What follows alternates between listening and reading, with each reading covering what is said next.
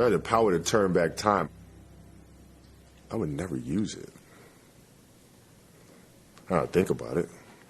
Because then every moment that you go through means absolutely nothing, but you can always go back and do it again.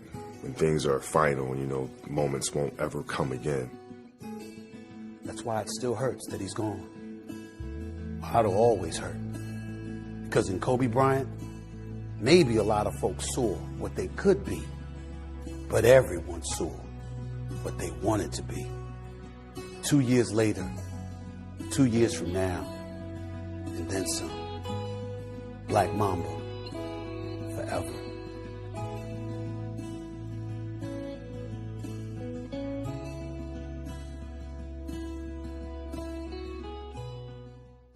I'm afraid I've got some bad news. I knew it. I love when he does that. Well, once you hit rock bottom, the only way to go is up. So good luck, okay? Good luck. You say rock bottom, but, like, it just seems like things keep getting worse. What is rock bottom? Who decides what's the bottom of all this? I mean, seriously, you go, okay, today is Friday, and I woke up in Cleveland, and I'm going, how much worse can it get?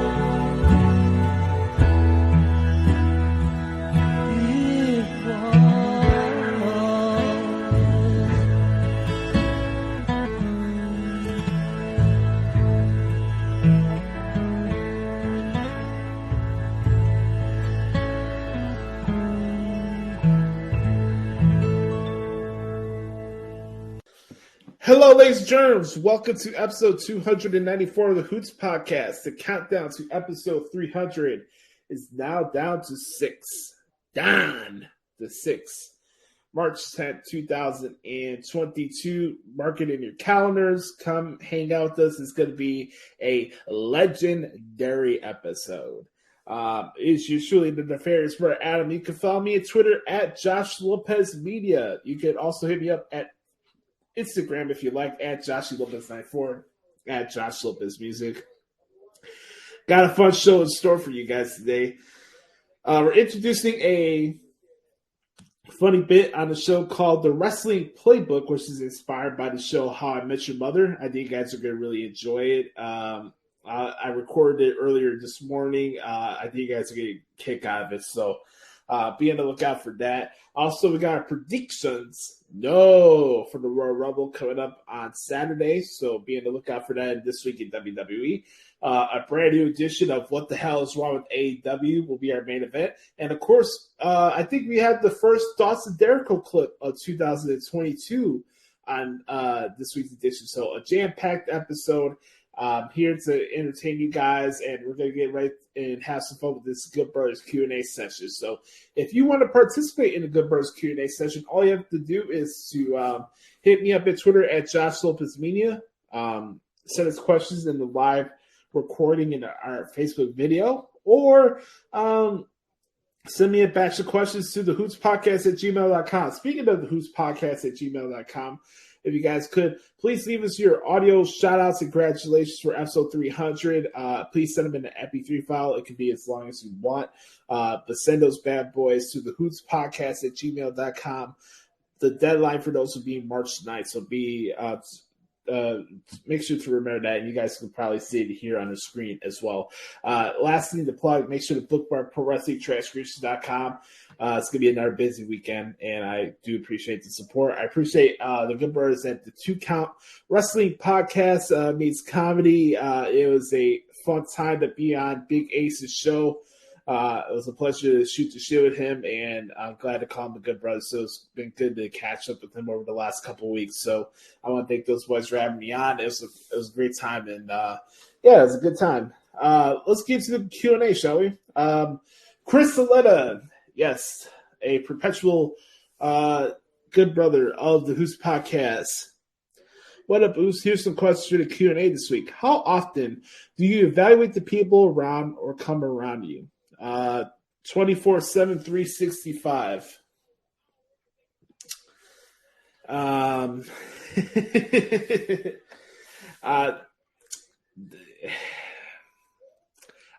do it for a lot of reasons. I'm very cognizant of the energy that I want to surround myself with, and I'm not a judgy type of person. I wouldn't call myself that, but I think for better or for worse, I feel like I'm ahead of a lot of people when it comes to self-awareness, and just my BS meter it naturally comes off when I can notice that somebody's fake or disingenuous, and I just don't feel like I need to be surrounded by that. And my energy or my validation that I seek is not dictated on the amount of people that I know or who kisses my ass or what type of clique I'm in. I've never been that person. I never will be that person.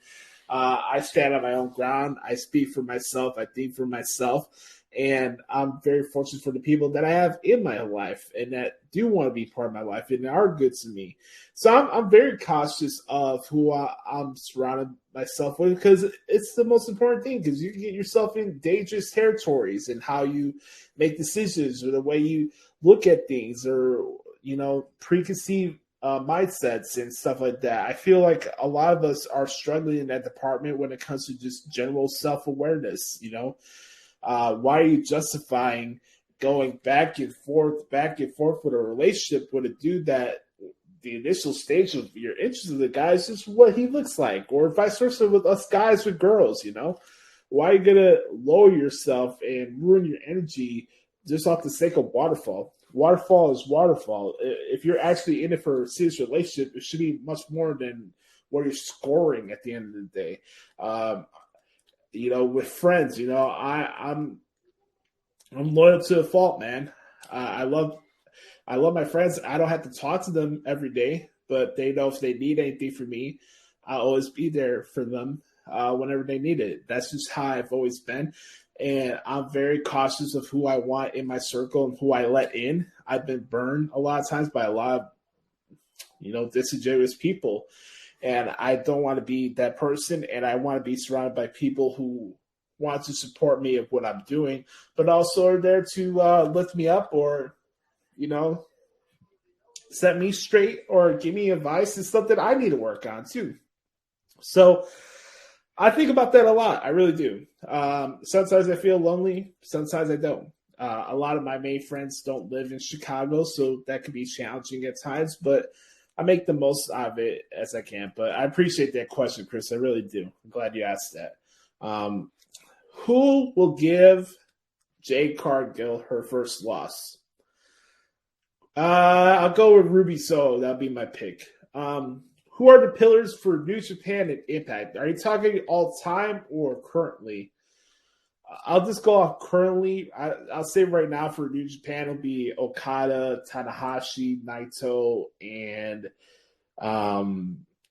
Suzuki. And then Impact will be Bush should be replacing Suzuki in my fourth one there. And then Impact for me probably be Eddie Edwards, Moose, Sammy Callahan, and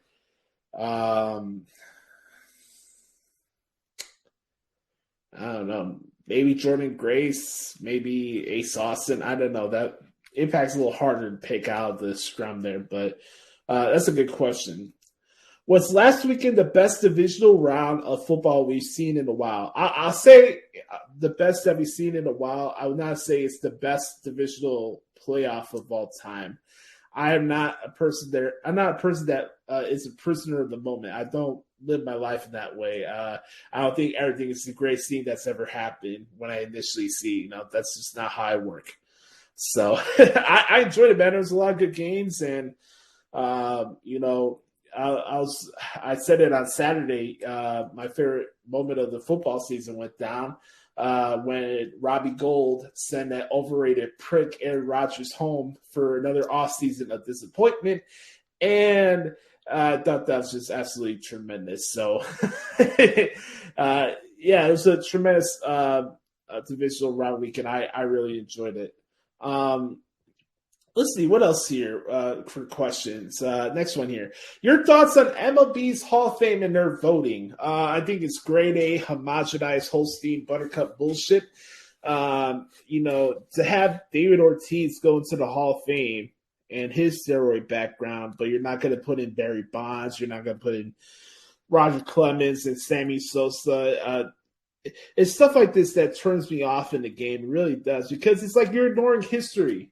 And for better or worse, that steroid era is when MLB was its most popular. I looked at the people that were on the ballot for the Hall of Fame this year, and one started to make me feel old. But, for me, that was all my childhood. You look at it, Alex Rodriguez, Sammy Sosa, Barry Bonds, Roger Clemens, Kurt Schilling, et cetera, et cetera, et cetera, Manny Ramirez, all these guys. If it's so big and these baseball writers and they're voting and they're holier than thou attitude when it comes to voting, there's no reason why you should go a year without anybody inducted into a Hall of Fame.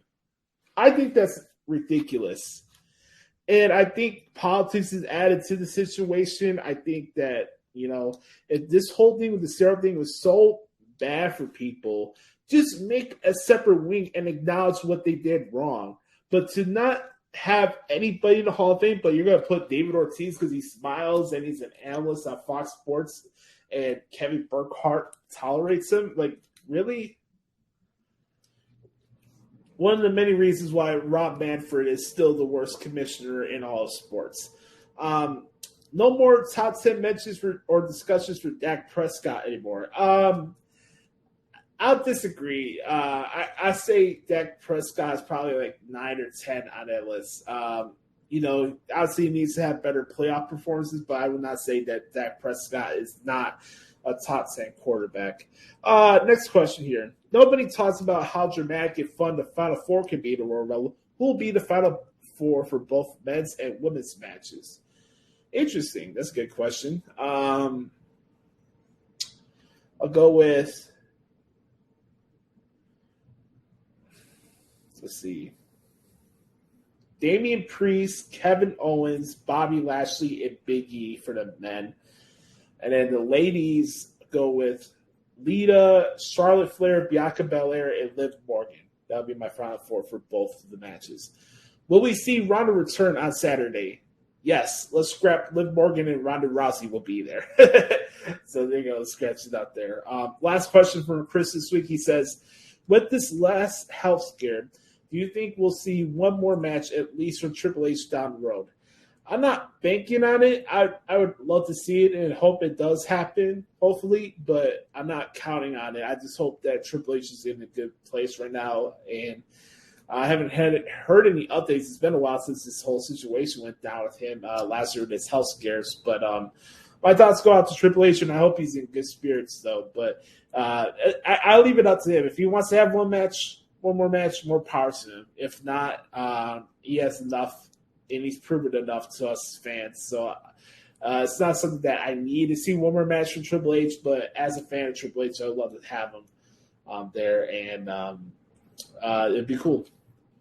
Thanks, Chris, for the questions this week, man. Appreciate you as always. All right. Let's get to the next one. Our good brother Nate the Great at Psycho Nagiri. Hope you are holding up well in this blizzard storm of weather that we're dealing with here in the Midwest and all the fun stuff. I hope you're doing well, my man. He says, what did wrestling mean to you as a kid? Wrestling meant everything to me, Nate. Wrestling has always been there for me when I needed it the most. Wrestling has been my life escape. It was my escape when I was a kid going through elementary school. I didn't have the greatest childhood, but I'm not looking for sympathy for anybody. But I loved wrestling and what wrestling's been there for me when I needed it the most. So wrestling meant everything to me as a kid. I had all the action figures. I would set up my own WrestleMania cards. I would do commentary over them. Wrestling meant a lot to me when I was a kid. Next question. Who would you like to see beat Nakamura for the IC title? Why do you think he's defended it only once? Well, to the second question, I think that Nakamura has not been defending the title because he's injured. So, hopefully he's recovering from whatever he's dealing with right now. They haven't made that public, but Nakamura has not been wrestling. He's been injured for a while. So hopefully he's back soon and he'll get to defend it. As far as who I would like to see beat Nakamura for the title, Nate, I like to see either Sheamus or Drew McIntyre be the guy to beat Nakamura for the IC title. That'd be my pick. Next one, number 3. Do you think the New Japan Strong title should have been defended at Wrestle Kingdom? I think that'd be cool, and hopefully whenever COVID decides to simmer down and we can get back to our normal lives, I think New Japan Strong title will, of course, be a featured attraction for Wrestle Kingdom. I just think with the obvious reasons of COVID and the pandemic and everything that it just wasn't able to be defended on the shows this year, and who knows who's going to be the New Japan Strong openweight champion by the time it gets to the next Wrestle Kingdom. So hopefully that can happen down the road. Last question for the show this week is, would you like to see Ronda Rousey return? To answer you and Chris's question, yes, I am excited if Ronda Rousey does show up at the Royal Rumble. With the Royal Rumble, I don't like to build myself up to the point where I get disappointed or whatever. It shouldn't be like that. You should enjoy the Rumble for what it is and go with that. I feel like too many times we add on like unrealistic expectations with the Royal Rumble match and the show as a whole. And, some Rumbles are good, some Rumbles are bad. But I have to say, with this year's Rumble, don't bask on it only on the number of surprises or whatever. I think it's going to be a fun show from top to bottom. And I think this year's Rumble is going to be a good showcase of the current talent that are in the WWE right now. So, yeah, I'm curious to see what happens. But if Ronda Rousey shows up, awesome. I'll be excited for it. If not, I'm not going to be bogged down by it either. But I want to thank Chris and Nate for the awesome questions this week. You guys killed it as always. If you guys ever want to participate with the Good Brothers Q&A session, all you have to do is send us a question to Josh Lopez Media at Twitter or TheHootsPodcast@gmail.com. When we come back, I'm going to tell you what happened this week in WWE and give you our predictions. No, for the Royal Rumble right here on the Hoots Podcast. Yes, sir. Longest reigning Universal Champion of all time, and we should celebrate. We should celebrate the fact that that title reign is going to come to an end here very, very shortly. But also, we should celebrate the fact that you made an honest man out of me, which is very difficult indeed. You see, last week, Roman, I came out here and I told you that you're not responsible for any of your own success.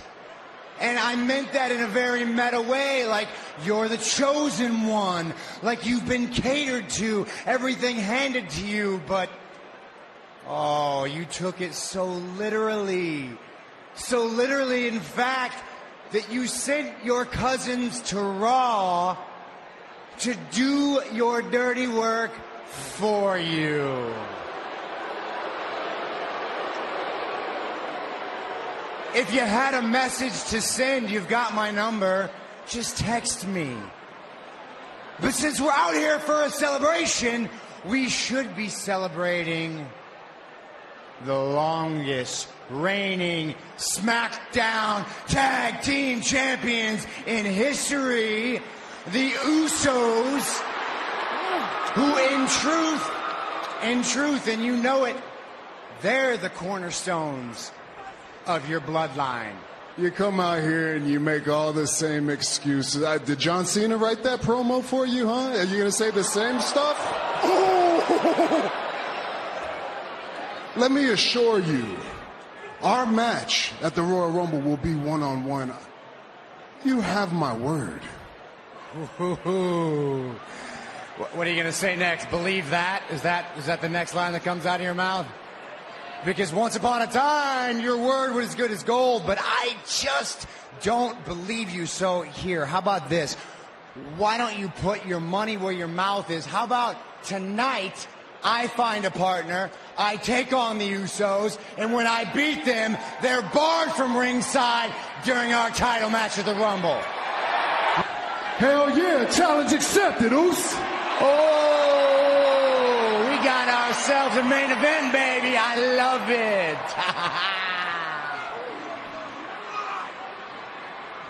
You tripping anyway. You crazy, bro. Ain't nobody crazy enough back there to team with you in the first place. So we good.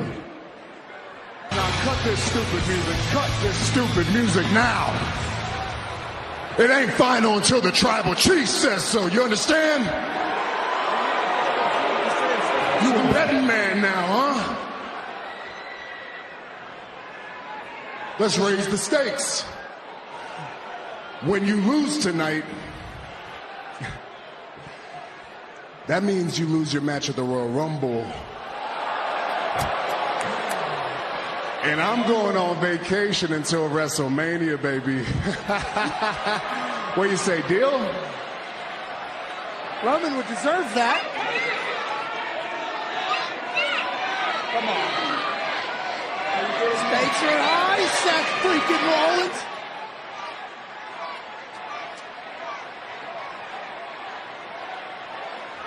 You're on. Oh, here we go. Big time. Welcome back, everybody, to the Hoots Podcast. I talk about what happened this week in WWE, as we are a couple days out from the Rumble that contains royalty. I wonder if Sir Dericho will be in the Royal Rumble this year. I feel bad for him if he had to take a trip from Colorado to the fucking armpit of life that is St. Louis. I know the good brother Sam Pielba will agree with me with that sentiment. By the way, Sam is actually making the trek and the voyage out to St. Louis, so I hope you have a good time at the show, my man.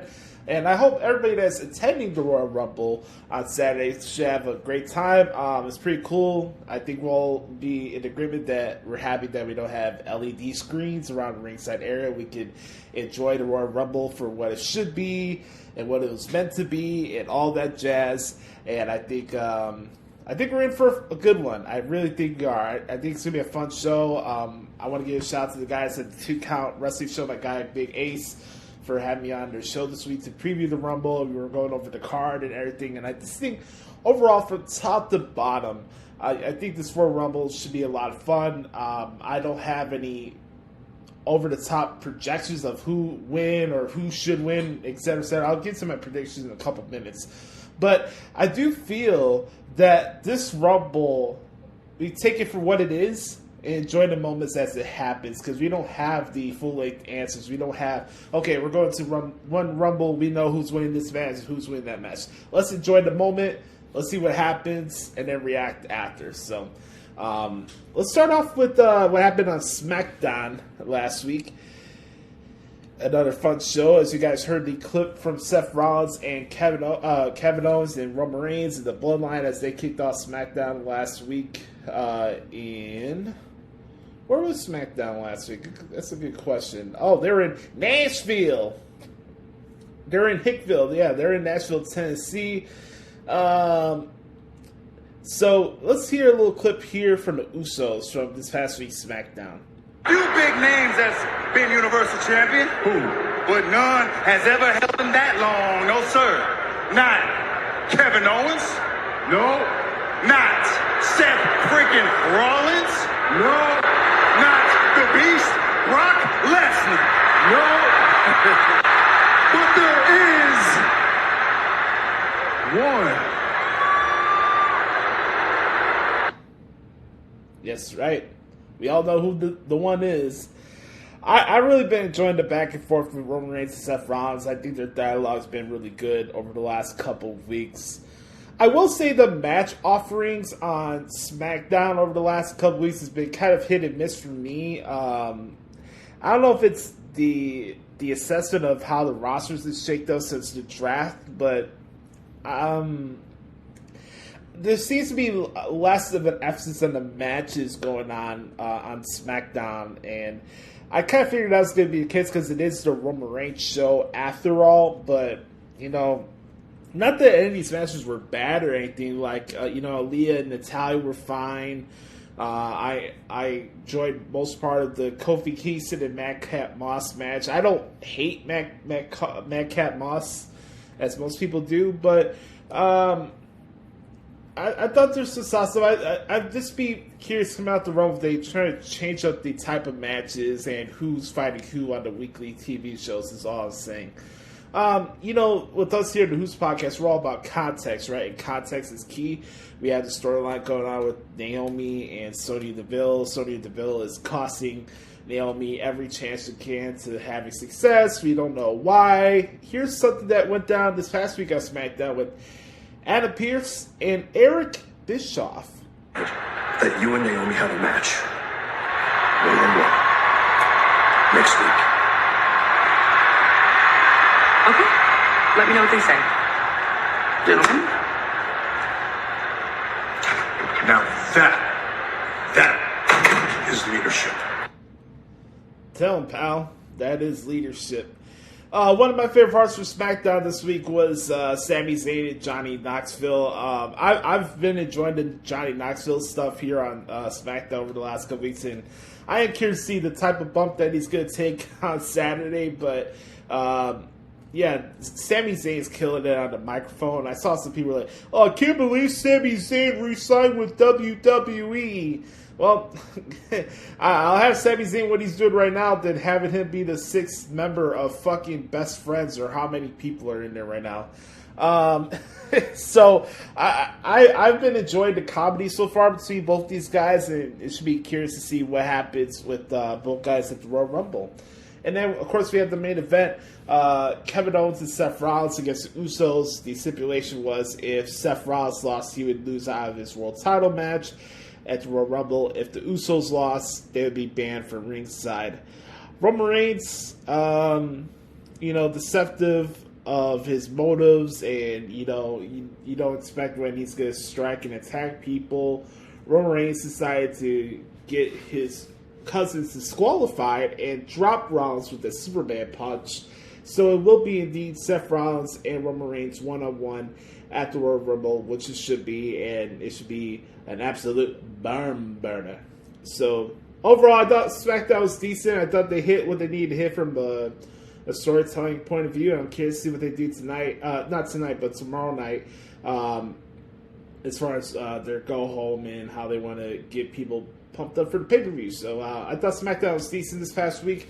And then let's get to what happened on Raw on Monday. We had Raw down in... Just give me 1 second here. Raw this week was in Toledo, Ohio. Blessed with a lot of wrestling this week. I can't believe wrestling companies want to spend more time than they need to in Ohio. But that's neither here nor there. I thought there was some really solid matches on Raw this week. I thought Raw was a better wrestling show this past week than SmackDown. If you look at it, like Bianca Belair and Queen Zelina, I thought that was a good match. Damian Priest and Kevin Owens for the U.S. title. I know Priest got disqualified, and they're kind of reprimanding him for this whole Damian shtick where he can't control his emotions and stuff like that. But him and Priest had a really good match on Raw this past Monday.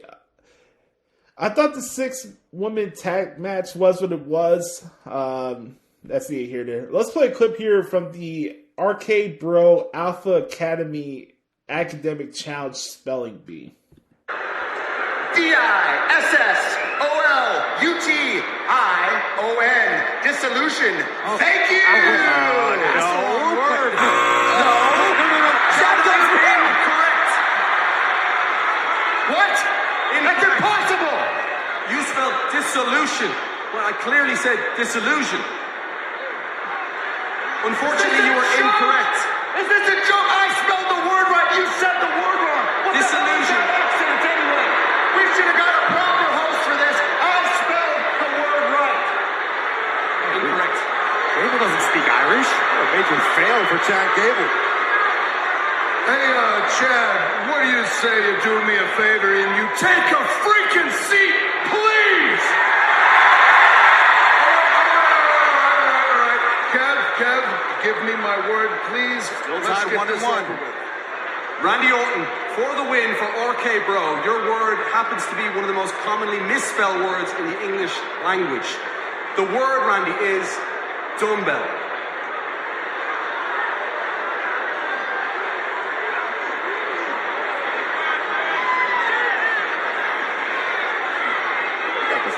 Randy, would you like a definition?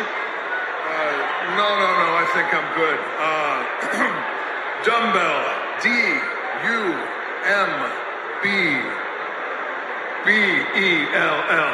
Yeah! Yes.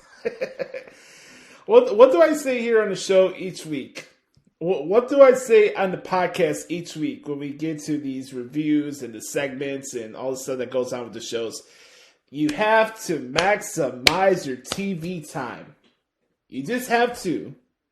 You really have to. I was laughing my ass off with this segment with RK Bro and Alpha Academy. I loved it. It was really good. The match with Randy Orton and Chad Gable following this segment was really, really good too. I will say the best match of the show for me that happened on Monday was AJ Styles against Austin Theory. Damn good match. And I think I mentioned this when the draft went down. I just think Raw right now is in a place where their shows can have more depth to it because they're having better matches. And the guys on the Raw roster are putting on bangers each week. I get it. 3-hour show is not for everybody, and I wouldn't recommend, let's have a 3-hour wrestling show on TV every week. But I think they're slowly making improvements, and of course, there's things you can do with or without, on the show. But for me, I thought Raw got the win this week over SmackDown. I'm gonna be honest. I thought Raw was the better show. We had the Maurice birthday celebration that ended up being destroyed by Edge and Beth Phoenix to close out the show. I thought that was fine. And, my comments towards Ohio to the side, I thought the crowd was really good for Monday. So, kudos for Raw SmackDown. Before I get to NXT UK, let's give what everybody's waiting for. The Royal Rumble predictions, brought to you by the good brother Joshie. No. Okay, so let's look at the card here for the Royal Rumble. There's been some scuttlebutt about who's showing up, who isn't. I'm just really curious to see how this plays out. By the way, big shout out to Becky Lynch and Piper Niven. I liked their interview segment on Monday as well. I forgot to mention that, so I want to make sure I don't leave no stone unturned here on the Who's Podcast. Let's take a quick swig of water before we get into these predictions. All right. As we were talking about Becky Lynch and Piper Niven, that's the Raw Women's Championship match.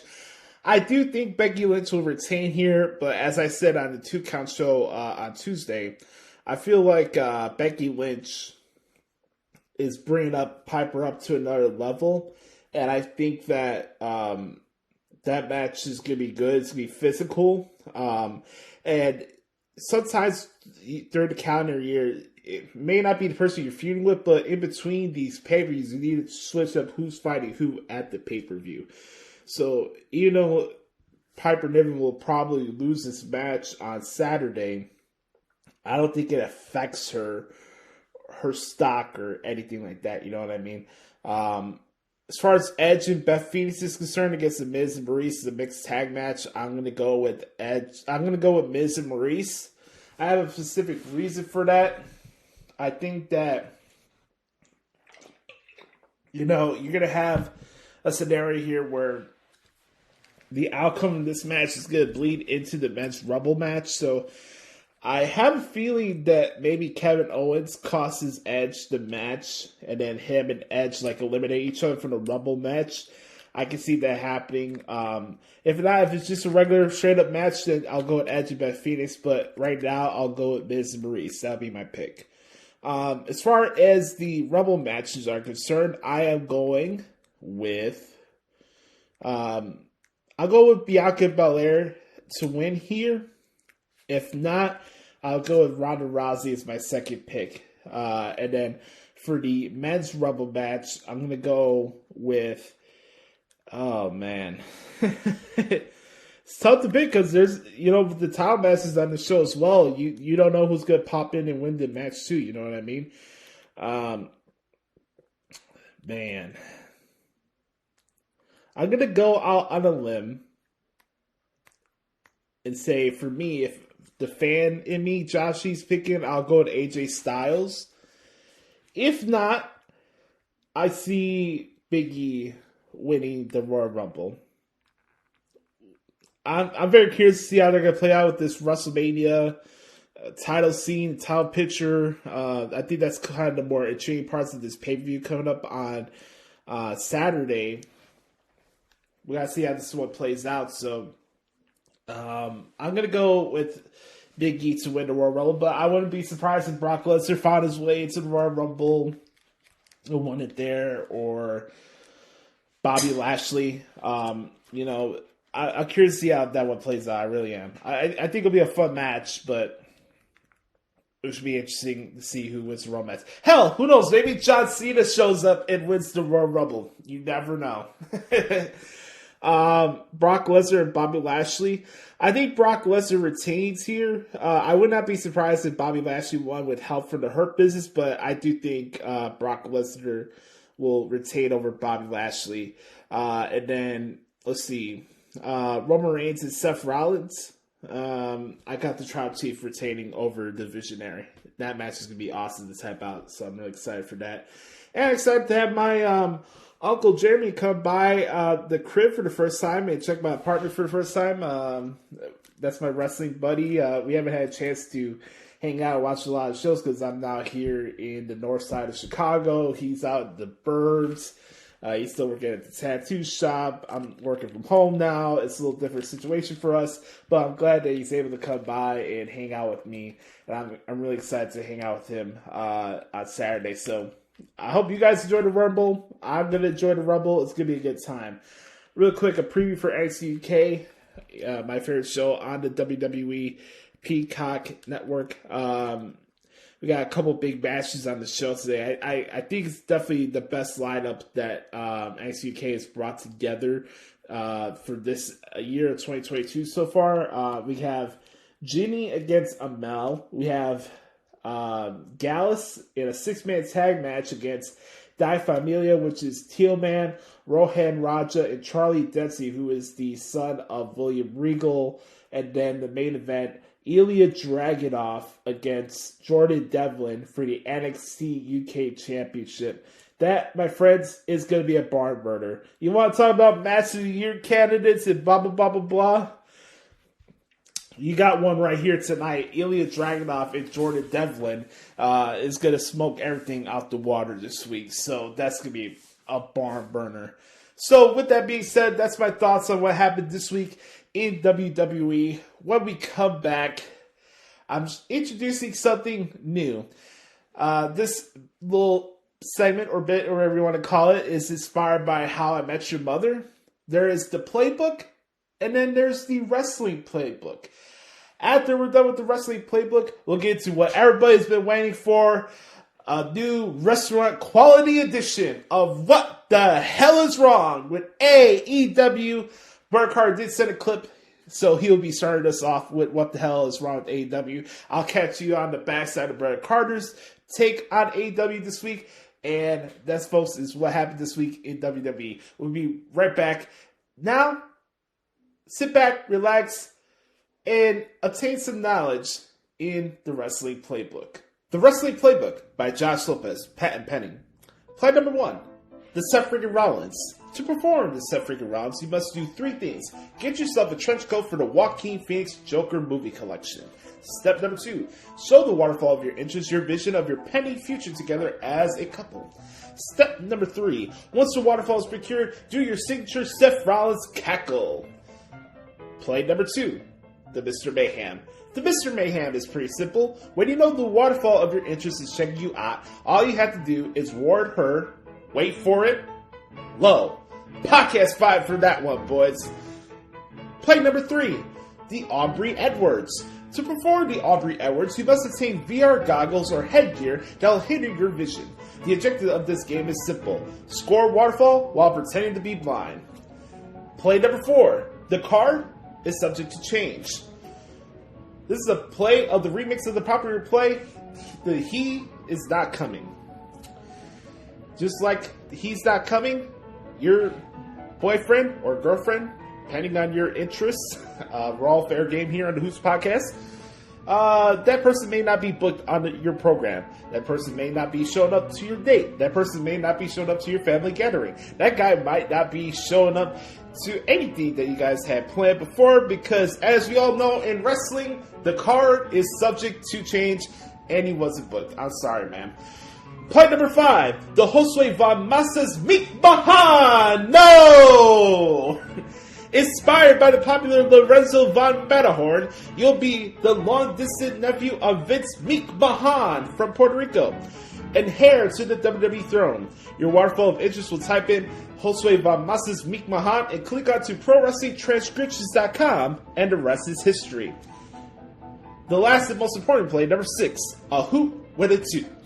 With it being Royal Rumble weekend, go to the local Toronto Bar Hut or wherever they call it in that third world nation. See a Pier 6 brawl with a collection of beautiful Canadian ladies. The winner of that brawl will most likely be the Tim Horton waterfall for that trip. Hopefully one of those ladies is Alicia Atoot, because it wouldn't be a hoot without Atoot. Patent pending.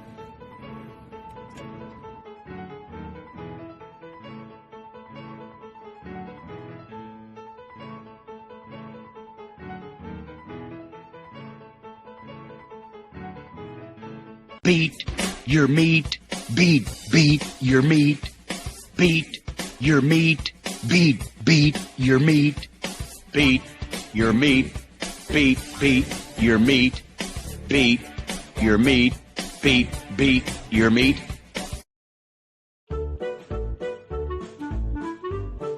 It's time for What the Hell is Wrong with AEW?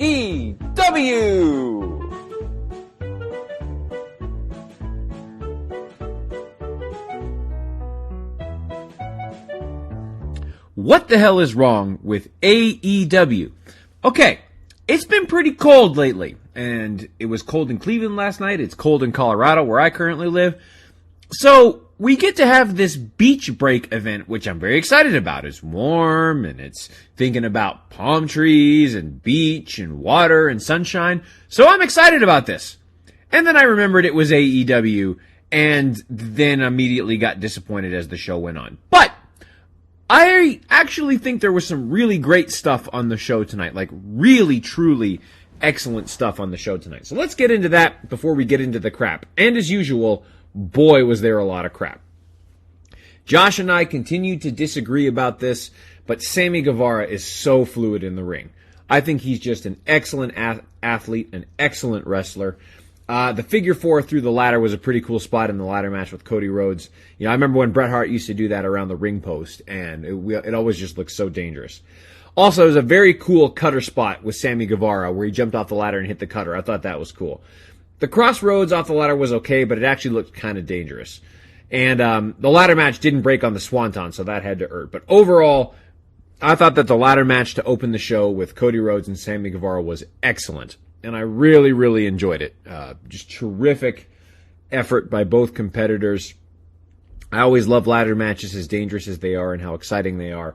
So really great ladder match to open the show. Congratulations to both Cody Rhodes and Sammy Guevara. Now, it wasn't perfect, and we'll get into that in a little bit. Fine match with Santana Ortiz, Duke 2.0, and Daniel Garcia. Nothing wrong with that. We were just developing the story of the fall of the Inner Circle. Fine. Great, and I mean truly great and excellent segment with CM Punk and MJF. I thought MJF was laying some truths out about Punk and things I've been saying about Punk for years, but I was all about it. Punk fired right back, though, on MJF, so that was cool, too. But, again, Punk was just saying some things, or MJF was saying some things about Punk that I've been saying for years, so I was very happy to hear that. But overall, incredible segment. Pinnacle beats down Punk at the end. We're going to get the match in Chicago. I think MJF is going to beat Punk in Chicago. But still, great segment. I loved it. Good match with legit Leyla Hirsch and Red Velvet. I like the new version of Leyla Hirsch. I think that this athlete is for real. And Britt Baker waving the terrible towel was a nice touch. And taking shots at Baker Mayfield in Cleveland was great. I think she went to that well one too many times during her promo, but overall, great promo from her. It was kind of weird to just have that in the middle of the show without it leading up to anything, but fine. She did a great job overall, and those were some really great things that I enjoyed about AEW this week. Okay, let's get to the crap. Okay, so we get to this ladder match, right? We're in back to this ladder match. Why on earth would the referee move the ladder while they were hanging off of it?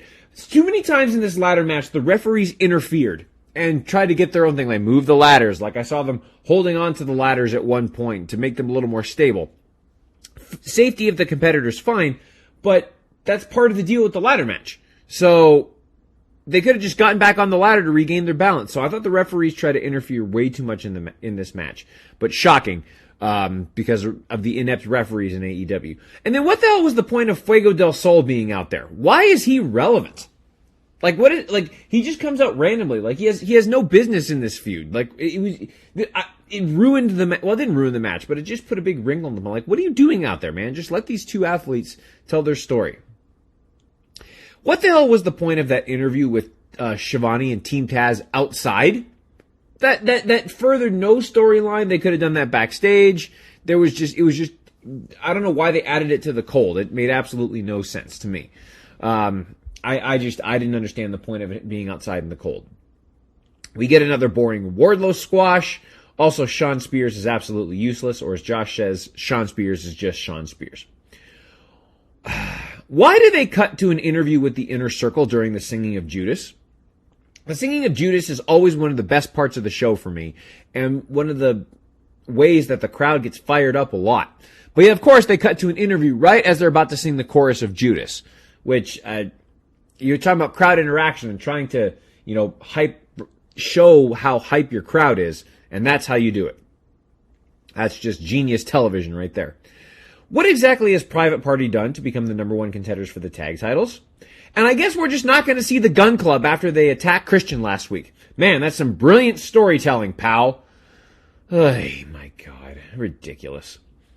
The Acclaimed is now confirmed that I will not watch Rampage this week because Anthony Bowens will be wrestling. God, I hate the Acclaimed. They're just the worst. Just the worst.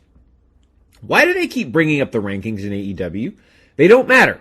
We get a backstage and pre-produced video promo with the House of Black, and they're announced as the number 5 ranked team all of a sudden. It just doesn't matter because Private Party is getting a world title match. Rankings do not matter, and they clearly don't care about the rankings in this because they just give title matches to whoever they want. And when whoever, they decide to pull the names out of a hat or whatever to figure out who's going to wrestle on the show this week and who's going to get the tag matches or who's going to get title matches. It's ridiculous. And of course, in the Britt Baker segment, which, again, she did great, but boy, did they hype the hell out of Pro Wrestling Illustrated and Inside the Ropes and all these other internet dirt sheet, and just basically just the dirt sheets, because that writes their show for them. The booking and the dirt sheets and stuff, they care more about that than about putting on a good wrestling product. And it just makes no sense to me why they care so much about these third-party publications instead of just focusing on their own thing, letting the work speak for itself. What the hell was up with Vicky Guerrero? She just comes out and her and Nyla Rose all of a sudden randomly start screaming, yelling. Where have they been for the last, 4 months or whatever? Then all of a sudden she just comes out and just starts screaming and yelling. It was stupid. It's just inconsistent storytelling from week to week with AEW. Okay, now, I had to do a little bit of research on this last one. And maybe folks can tell me a little bit more about this, but all of a sudden, Danhausen appears in the main event between Orange Cassidy and Adam Cole. I'll be honest with you, I have no idea who Danhausen is. Look, now if he's got this cult following and I don't know anything about him and he's talented, fine. But again, I guess only if you're a hardcore fan will you know who Danhausen is. And now, again, I could be the minority in this, and the crowd seemed to go ballistic, and they seemed to know who he was. So, cool. If he knows what he's like, if he's an internet darling or whatever, and he's has a cult following, fine. I'm looking forward to seeing. As always, I'll give it a chance. I hope that he's successful and has a good career in AEW. From what I understand, he was in Ring of Honor, and AEW picked him up after Ring of Honor folded. Fine. I guess I just didn't know who he was. So, wish him all the best in AEW. But then we get to the main event. Okay. If we're going to get a feud between the Super Friends and the Elite, and that's going to continue, I'm going to throw up.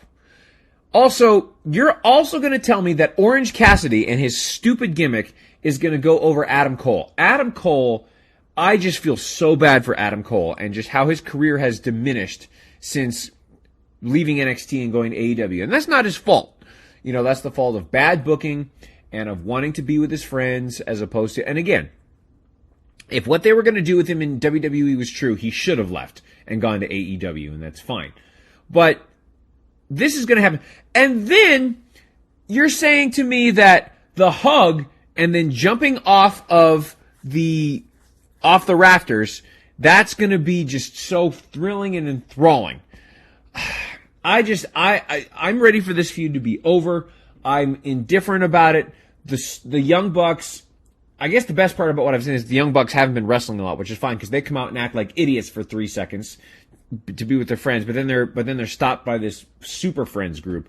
This main event fell flat. While there was some great stuff about the show, again, I have to ask, because of all the other crap, seriously, what the hell is wrong with AEW? This has been What the Hell is Wrong with AEW.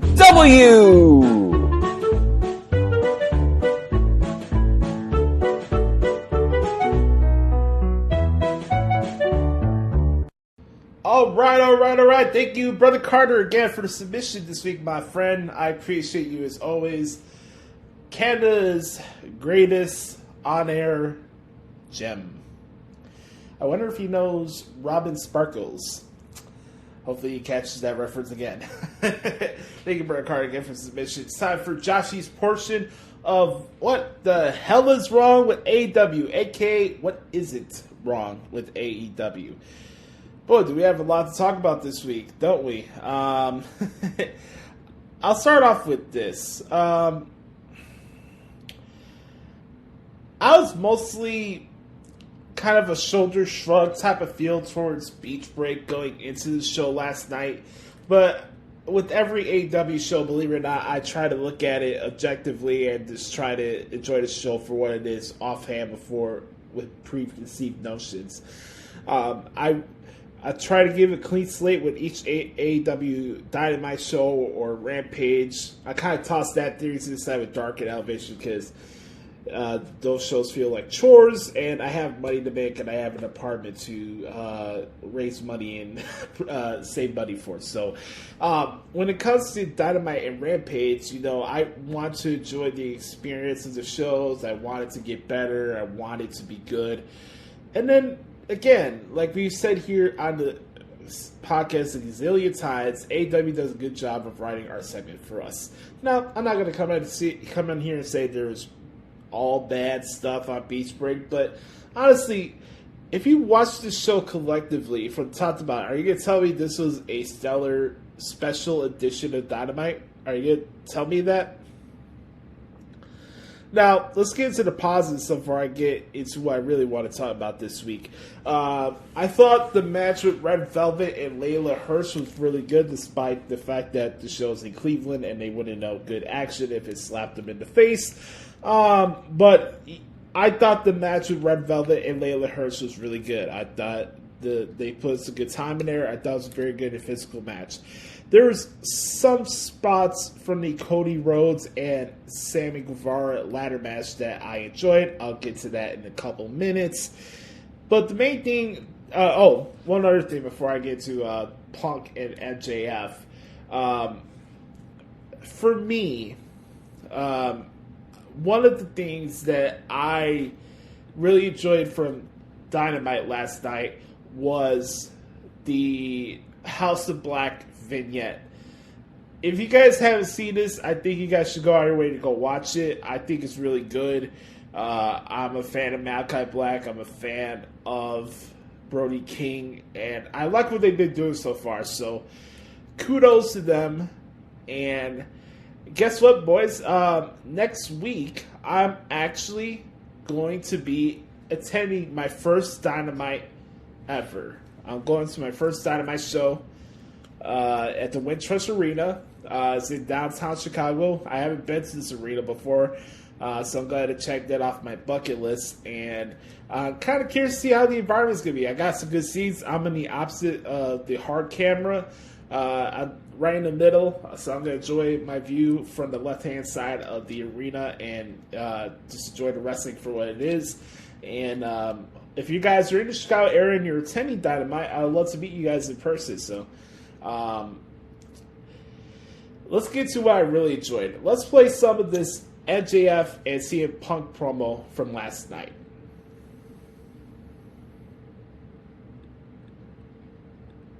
Here we go. Let's start with here. Turn August 13th, 2005. How about this one? Let's try right here. Boom. CM Punk. The CM Punk who loses his fake smile the second he doesn't get what he wants. The CM Punk who blames all of his failures on everyone else but himself. The CM Punk who, if he feels like he hasn't gotten his just due, he's more than willing to sue. Your same hero who claimed on his almighty return August 13th, 2005, I left professional wrestling August 20th, 2021, I'm back, will soon say on February 2nd, I'm leaving wrestling again.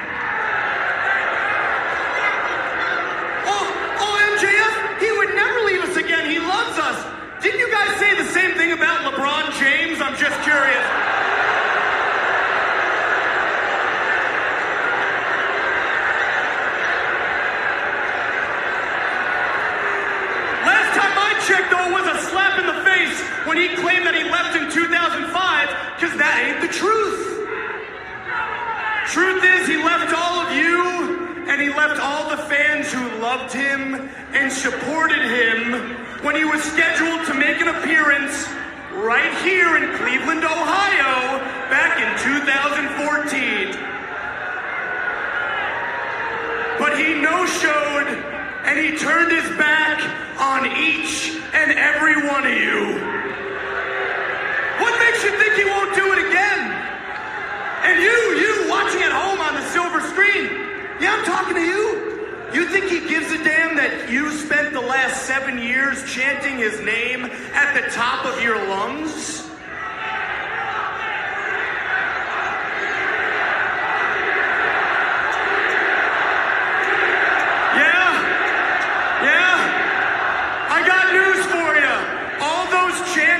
Stop him from turning his back on you again and then crying about it on a podcast.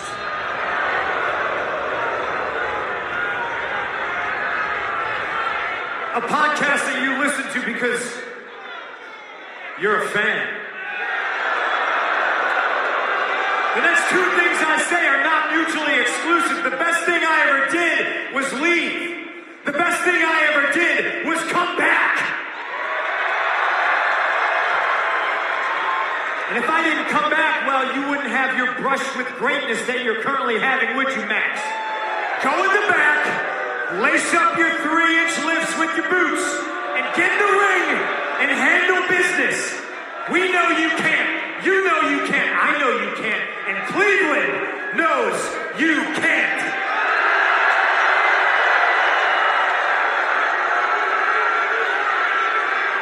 Poor little Maxwell. Sitting at home watching his hero on television. Too prepubescent to realize the athletes he admires on television are human beings. Sometimes you gotta take matters into your own hands, and that's what I've always done. I've never lied to the people. Some of them love me. Some of them hate me. That's what life is. But I would rather be me, and I would rather try and fail than be you and talk a big game and never show up.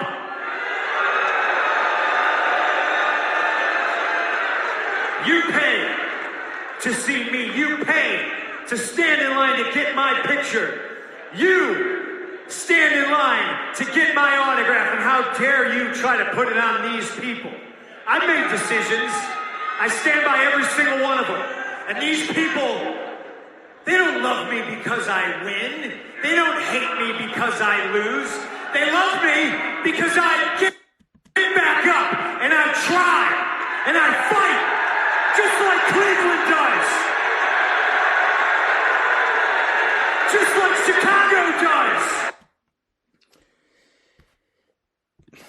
Yeah, like, what else is there to be said? You know, I am all in fair game when it comes to my criticism with AEW and the stuff that I don't enjoy. And we're going to get to that in a couple of minutes. But when it's good, it's really good. And I have to share it with you guys because, again, it doesn't get better than that. The back and forth with MJF and CM Punk. And then, you know, FTR and the Pinnacle are being a Punk. And MJF does the Punk pose on top of CM Punk, and he's like, I'll see you in Chicago next week. I mean, that's just good shit, man. I even for me, I have to give credit where credit's due. I mean, it shouldn't be hard to put over something that's going on with CM Punk, but that is what it is. But CM Punk and MJF, phenomenal stuff. I really enjoyed it. All right. And I'm really excited to see the match next week. That's going to be pretty cool. The last time I saw CM Punk wrestle in person was a house show where it was him against the Shield in a handicap match in 2013. Think about that, guys. I haven't seen my favorite wrestler wrestle in person in 9 years. It's fucked up.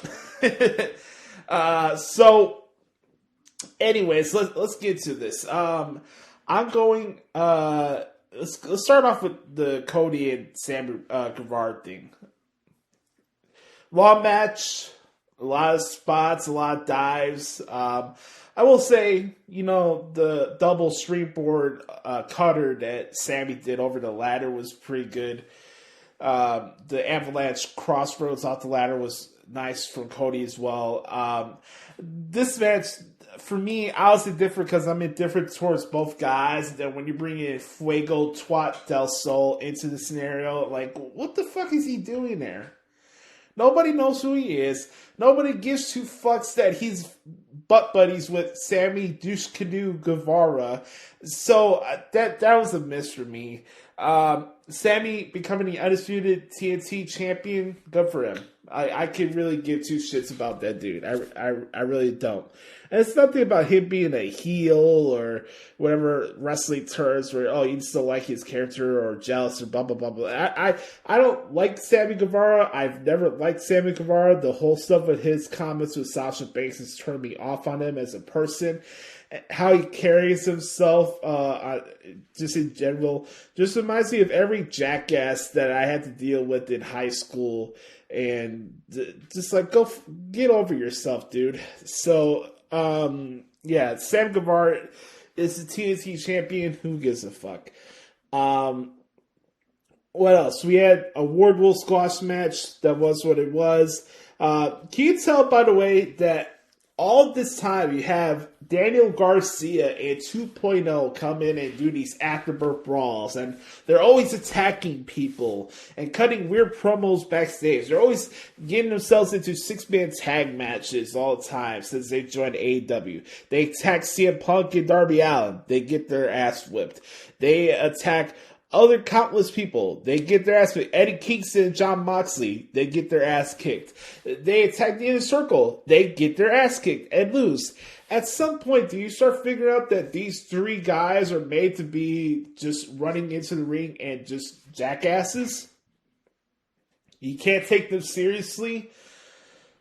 Daniel Garcia, I'm starting to enjoy more of his work in the ring. I've always been a fan of 2.0. Since there's stuff with Avarise and stuff on NXT, I'm a fan of those guys, and I support their work that they do with their YouTube channel.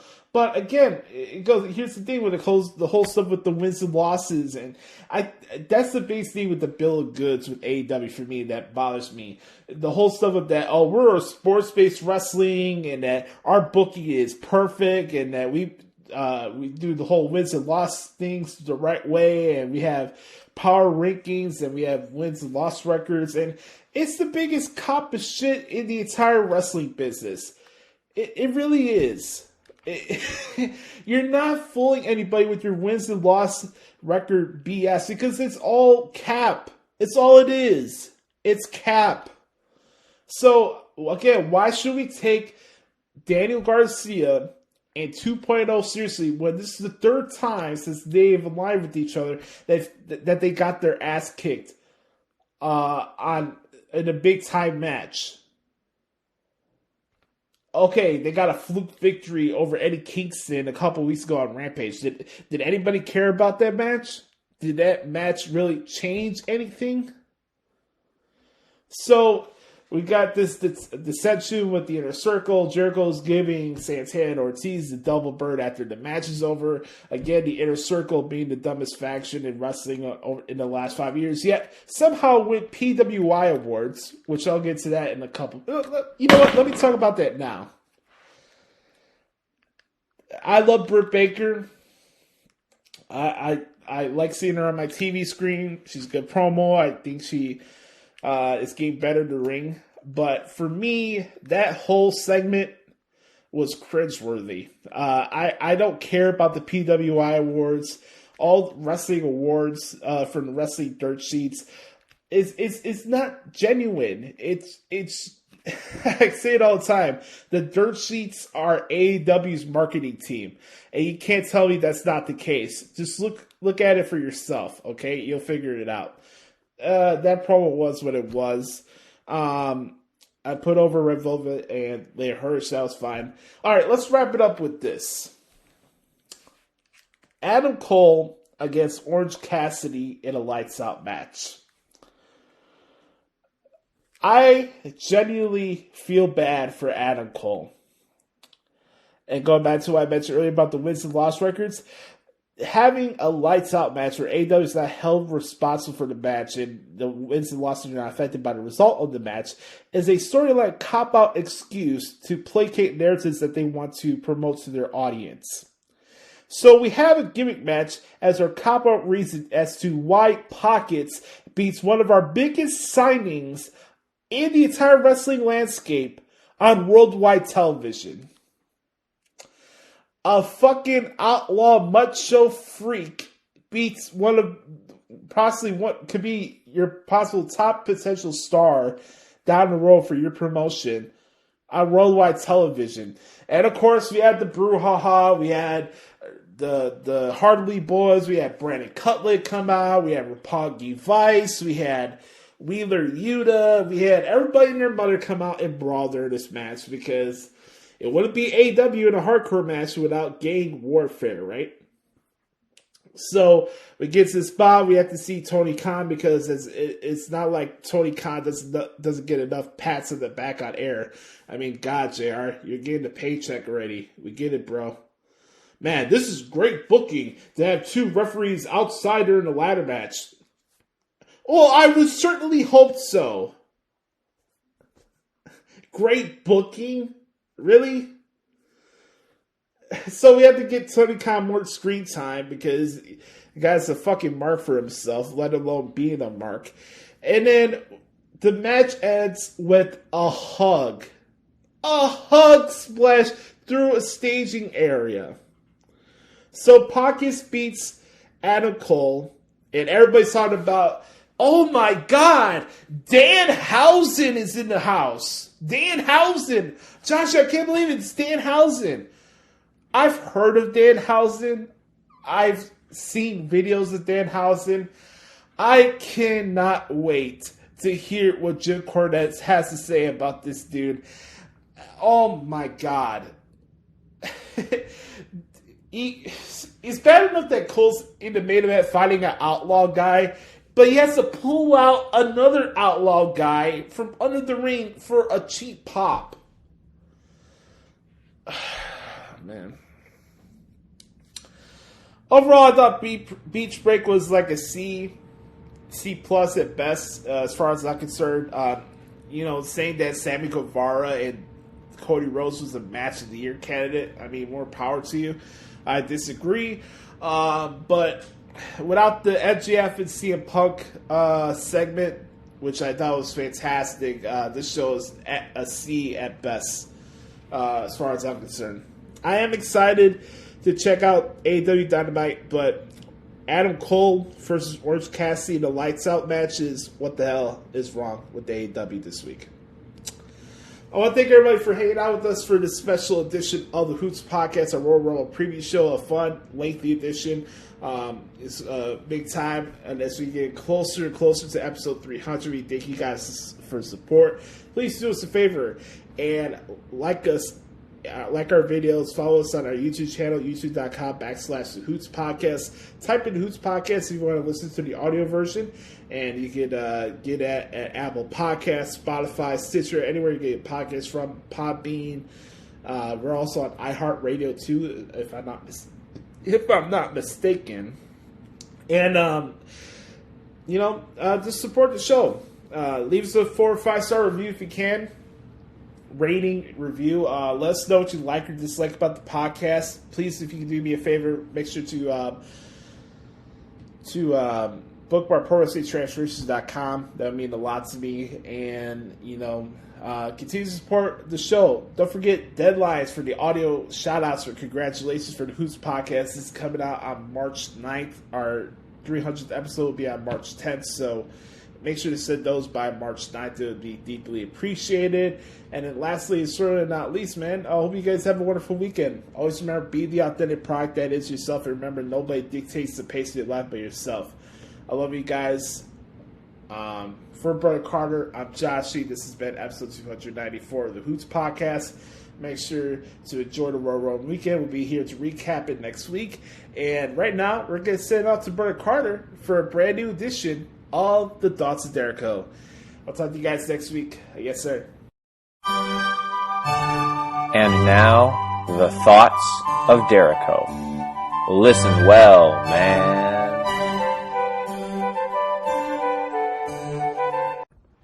Welcome, welcome, one and all, to the segment that's ready to rumble, baby.